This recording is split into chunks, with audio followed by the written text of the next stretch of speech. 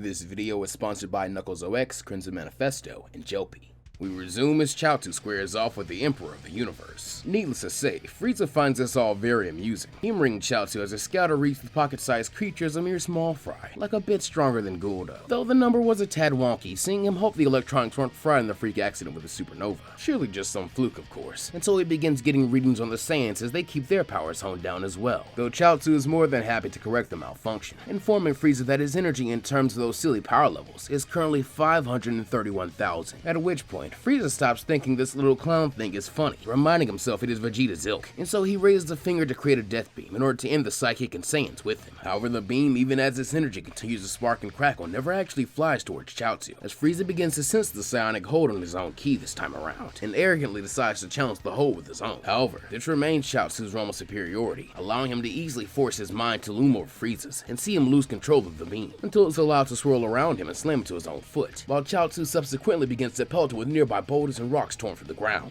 speeding after them and launching crane kicks and machine gun fist attacks in the blind spots they create, whilst leaning back on old habits and taunting and shaming the Emperor inside his own mind, trying to really throw him off his game and break him mentally and spiritually in the midst of the physical pummeling. As in this short meeting, Frieza has proven himself a bloodthirsty verbal jouster, and can't help but try and retort before countering, leaving the devious little hopping vampire extra openings to exploit. While the Saiyans are far too surprised at Chaozu's mysterious jump in power to interfere directly, they do end up turning on Goku for answers when he accidentally lets slip how impressive his little Crane School friend's unlocked potential was. Though it's hard to have this conversation in the midst of the Psychic's duel, being a spectacle that goes far beyond Chaozu's feat with the supernova, as he soundly proves himself Frieza's better as a psychic and a fighter, and upon hearing this actually vocalized, Frieza finally loses it. Screeching petulantly, Frieza then releases the first prideful barrier on his power, and goes into his second form, where a death storm blows Chaozu unspeakable rocks away, actually landing quite harmful damage on the psychic, as he's quickly forced to reinforce himself even with his ki, and to drastically amp his defensive capabilities, as he's still frankly a little guy, and somewhat of a glass cannon.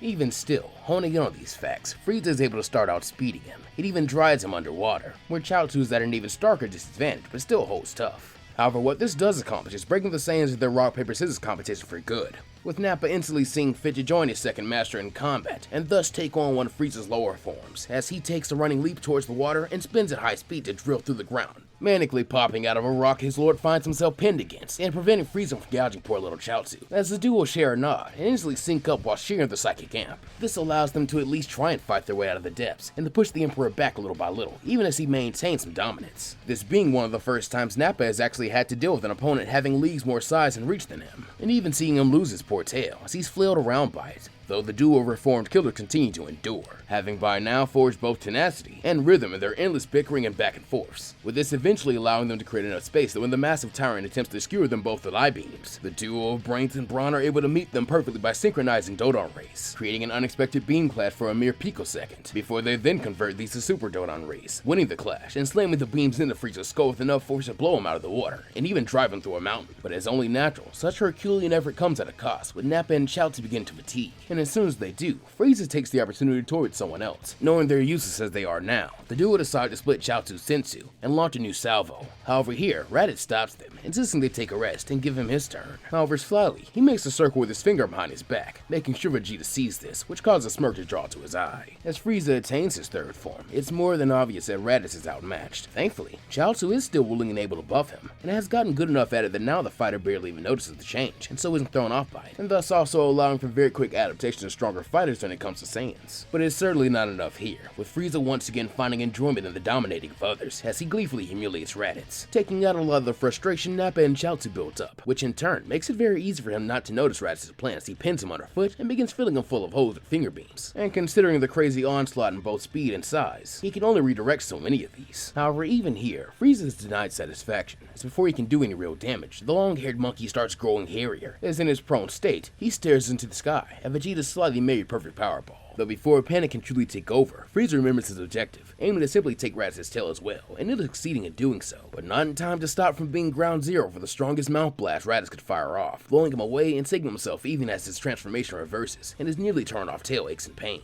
Due to now having a few holes in his lungs, Raditz is forced to take his entire sensu and tap out for a bit, thankfully recovering and earning a nice Zenkai to commemorate having overcome his cowardice and selfishness in such a way that he took one for the team, having given Vegeta an opportunity to complete his setup technique without interference. Concerned over the artificial moon, Frieza next turns his attention to trying to destroy it, but whether he tries to blast it with ki or break it physically, the little ball of Blux waves also seems to be homing away from anything that approaches it, this being Piccolo's vision for the technique, essentially creating an endlessly useful power ball that costs only some passive ki to keep in effect, all while having an extremely reduced cost to use the skill, thanks to Vegeta's enhanced ki control. However, this doesn't mean Vegeta is Frieza's next opponent, with the Saiyan smugly making a point not to look at his creation yet, and gloating that Frieza has but one more matter to attend to before he finishes this. The Saiyan who bears a striking resemblance to one Frieza almost looked at as memorable amongst the billions of faceless Saiyans he thoughtlessly wiped out, though Goku sees no need to wax lyrical about this, instead convincing Frieza to assume his final form, having like Vegeta sleuthed out this guy had even more power hidden under the surface. No, better yet, give him that full power, as nothing short of it will be enough to take him on, much less satisfy him. In proving this, Goku used the Kaioken,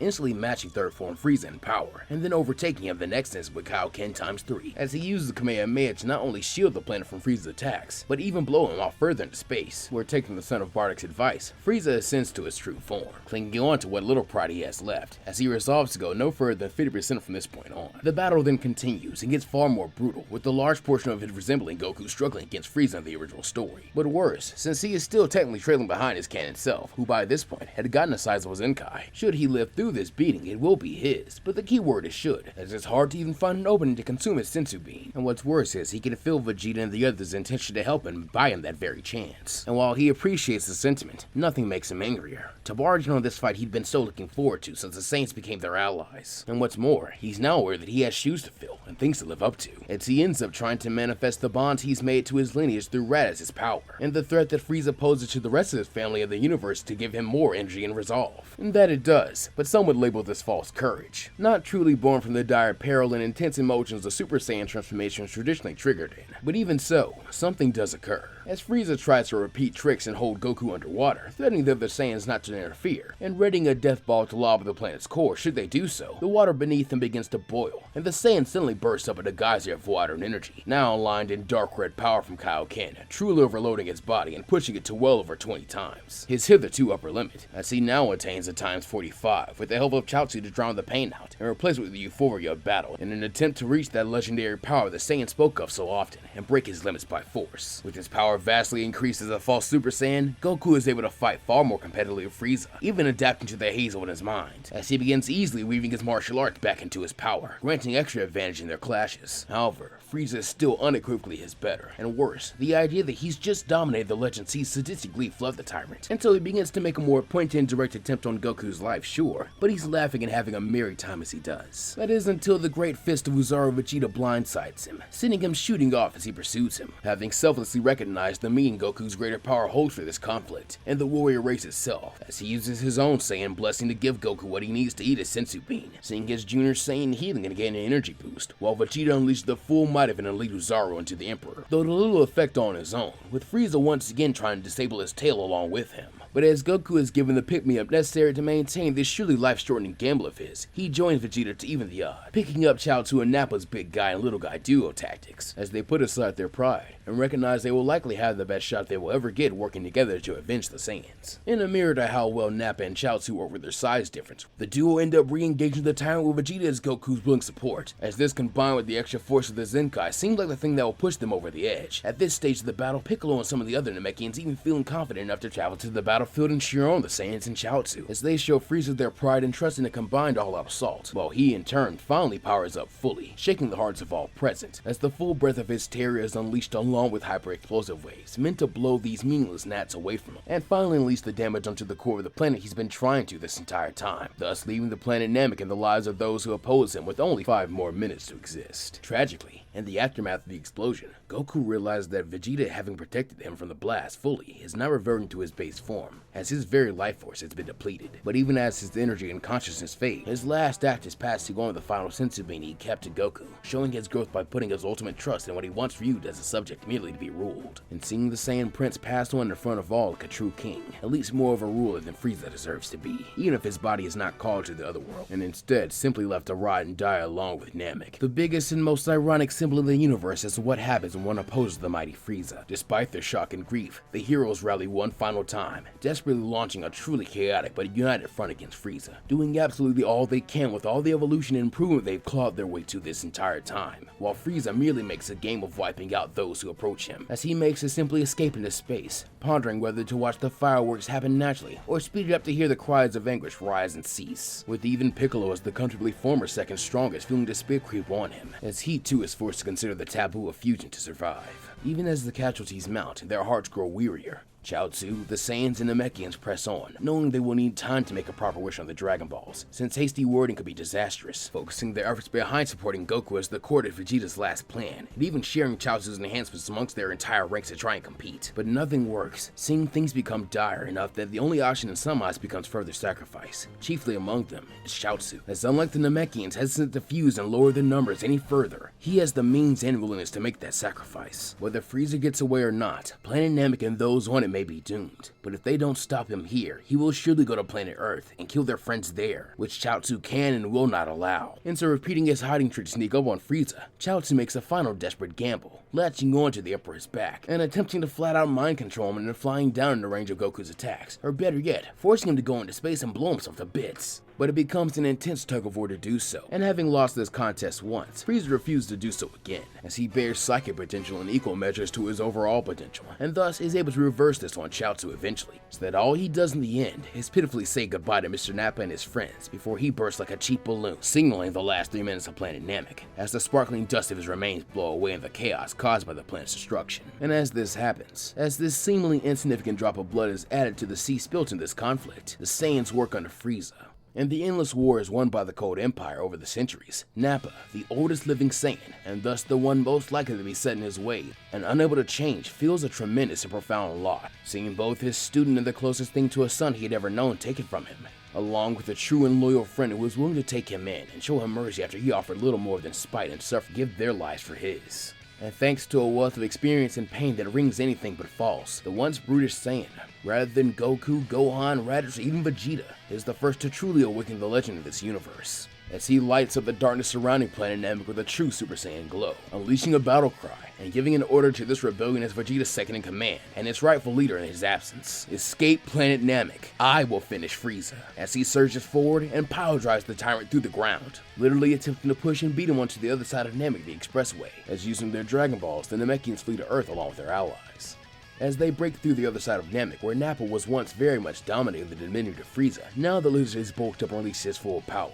thus still boasting a greater strength than his own, with which he begins to torment and demean the old soldier for fighting so hard against fate and his master. However, Nappa doggedly persists, even knowing he's long since completed his goal. But now his further ambition is keeping the tyrant locked down here and now on the dying star, making this a desperate scramble on Nappa's part, and an irritating exertion of the Emperor's, as he unloads hellish torture on his former slave in an effort to make him let go, ruthlessly blasting his eyes out with twin beams from his own, attempting to split him in two by driving his knee through the brute's crotch, and even trying to run him through with a swift trot to behead him, though Nappa hangs on to whatever he can with a vice grip, and drags Frieza down like a man possessed, empowered by pure Saiyan pride, adrenaline, and a complete and even willing acceptance of this as the end of his story, a glorious one far too good for most Saiyan warriors. However, he has forgotten that there are those who care to see that story continue long from now, as he suddenly feels warmth flooding into him, as if he is not alone, though he first assumed this to be little more than the searing hot oblivion of the planet's magma as it erupts and submerges he and Frieza in the midst of their grapple, but the voices of Vegeta and Chaozu, as well as the feeling of their ki flooding into him, and their spirits remaining steadfastly by his side in his darkest hour,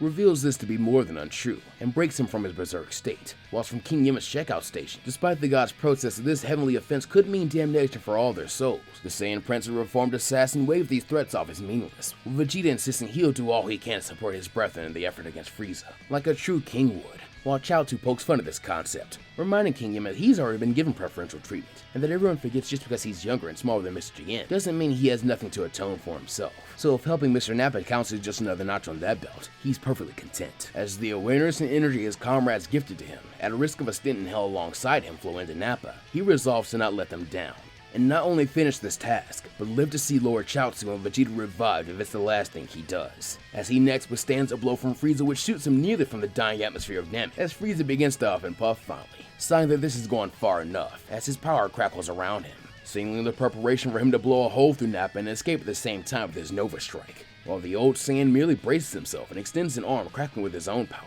fully aware that even with the extra energy, he cannot speed Frieza to strike first, and so he instead prepares the strongest arm breaker he ever has, letting him extend the arm wide, so that when Frieza comes rocketing towards him, he's ready with a powered guard and a vicious Leary that forces Frieza's Shiro that forcing inertia, seeing them both blown back horribly. And this moment is just when Nappa readies his true last gamble, a Super Bomber DX, using the force of this attack to throw the Planet Killer right back into his own handiwork. As from point blank range, the combined attack along with Namek's continuing destruction will surely finish Frieza off. But as he tells his former employer to burn, the gift of Chaozu and Vegeta's energy begins to wane. And as his exhaustion and pain mount back up, Nappa begins to lose altitude and fall back towards Namek, as he begins to brighten with the signs of imminent explosion. However, he's still fine with this, less risk to his friends, and still a fitting end. But just before he hits the ground, the glint of something he's falling towards catches the metaphorical third eye of Ki granted to him by Chaozu, before it too fades away, and if he could somehow reach that, he could just maybe make it. But this is where we'll be leaving this story off for right now.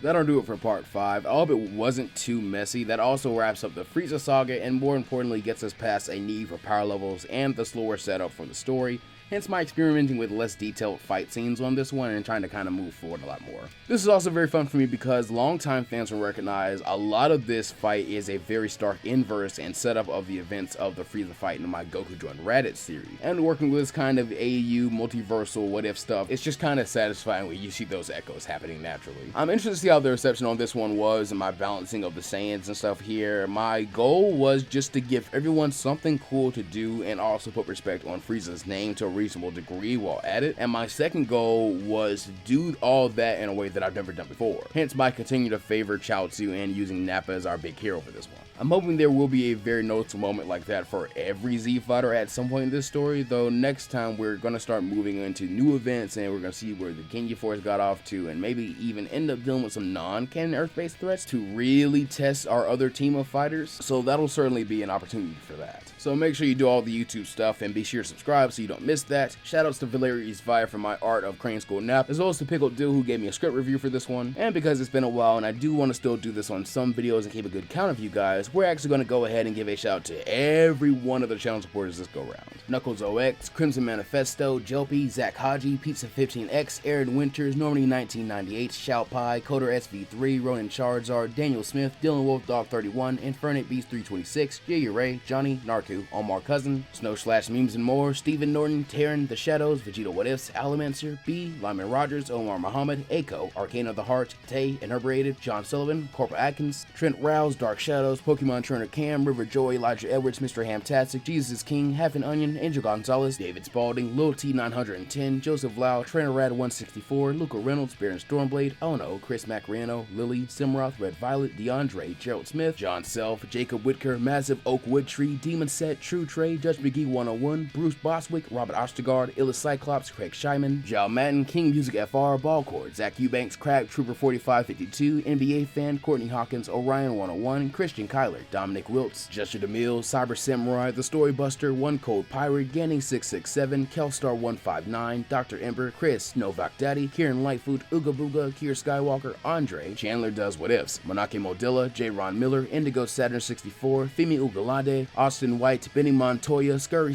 J. Roboza, Gallo Magalan, Jossie, Raheem Williams, Talon Wolf, Dead Cheat, Billy Clark, BAD, Mr. Michael Law, O Prosper, Dirk Gooden, Ultra Jester, John, Cody Keene, Brian Daniel, Chicho Earthbound, John, Chris White, John Lee, Emiliano Aruz, Moonshot Media Inc., Jarion, Killer Gorilla 02, Mufasa at 62, Jesse James, Jordan 523, Ben Taylor, Brandon Mitchell, Justin Schaefer, Pie King, Raven Puff Guy, Chris D135, Lichdom, Supergirl Fan, Frank Frederickson, Robert Young, Red Viking Biker, Jaquan Copeland, and the Cosmonaut. Thank you to this massive group of people for their direct support of the channel. It does so much help the channel out, and if you would like to join their ranks, please consider joining the channel as a member or becoming a Patreon. For as little as $5 a month, you can support the channel directly and get all access to my content, early access stuff, and some super exclusive stuff as well. Also just a really good way to get sneak peeks. Beyond that though, I've rambled enough, so be sure to take care of yourselves and the world around you, and as always, go beyond plus ultra. And I'll see you guys next time.